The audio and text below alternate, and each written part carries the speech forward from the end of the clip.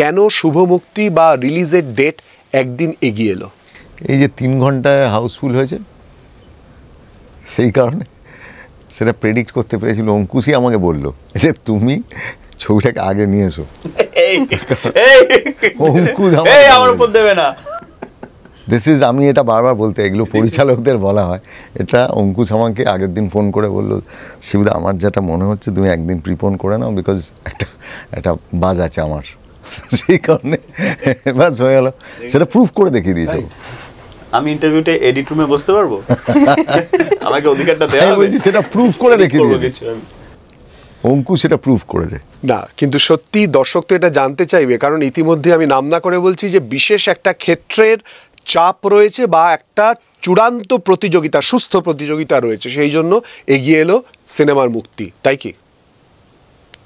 এই পুজোতে সব থেকে বেশি চাপ কিসের বলো তো? বলো দেখি। প্রকৃতির। এমন নিম্নচাপ পড়েছে, সব চাপ উঠে গেছে, সাংঘাতিক নিম্নচাপ, রোজ বৃষ্টি হবে।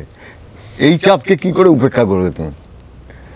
প্রত্যেক দিন বৃষ্টি হওয়ার জায়গায় আমরা দাঁড়িয়ে আছি, এবং এই যে চাপ, সেই চাপ সাংঘাতিক।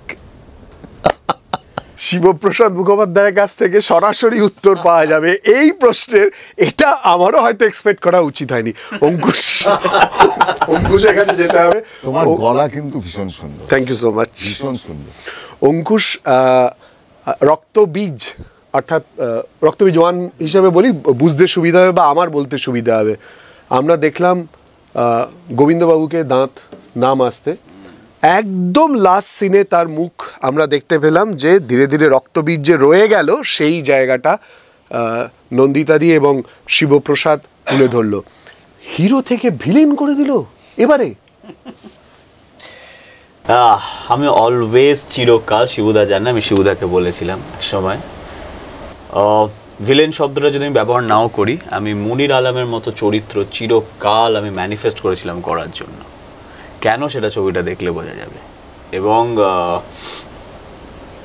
আমার অ্যান্টাগনিস্ট বলো বা যেটাই বলো, যে একটা ক্যারেক্টার যেটা মানুষকে ভাবাবে। আর আমি না চিরকাল, বিশ্বাস করো, আমি চিরকাল মাইন্ড জবে থেকে ইন্ডাস্ট্রিতে এসছি, আমি একটা জিনিসই ভেবেছিলাম, কারণ আমি না প্রথম থেকেই না, আমি জানি না কেন, আমি অভিনেতা হতে এসছিলাম, আমি কাজ করতে এসছিলাম, আমার প্রথম থেকেই না হিরোইজম, হিরো এটা পরে, আমি প্রথম থেকে লিড রোল পেয়েছি। আমি লাকি, আমি কোনোদিন ফিল্ম ব্যাকগ্রাউন্ড থেকে আসিনি, কিচ্ছু না।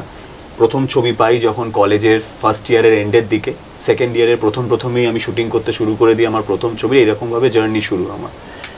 তো লাকিলি আমি maybe I was at the right time at the right place, তাই জন্যেই পেয়ে গেছিলাম। কিন্তু আমি যদি ইন্ডিভিজুয়ালি বলো, আমি চিরকাল আমি কিছু এমন চরিত্র করতে চেয়েছি, সেটা তুমি যাই ট্যাগ দাও, অ্যান্টাগনিস্ট বলো, ভিলেন বলো, এই বলো, ওই বলো, যে আমাকে এই চরিত্রটা আমাকে আরও দুধাপ এগিয়ে নিয়ে যাবে ইন মাই নিয়ার ফিউচার।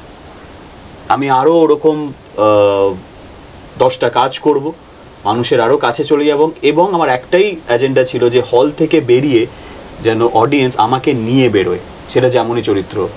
সেটা অনেকে বলে না এই চরিত্রটা হিরো, এই চরিত্রটা ভিলেন, এই চরিত্রটা পার্শ্ব চরিত্র, যেটাই হোক, আমায় নিয়ে যদি মানুষ হল থেকে বেরোয় এবং সেইটা যদি আমার কেরিয়ারে আরও দুধাপ আমাকে এগিয়ে দেয়, আমি সেটা অ্যান্টাগনিস্ট, প্রোটাগনিস্ট, এইসব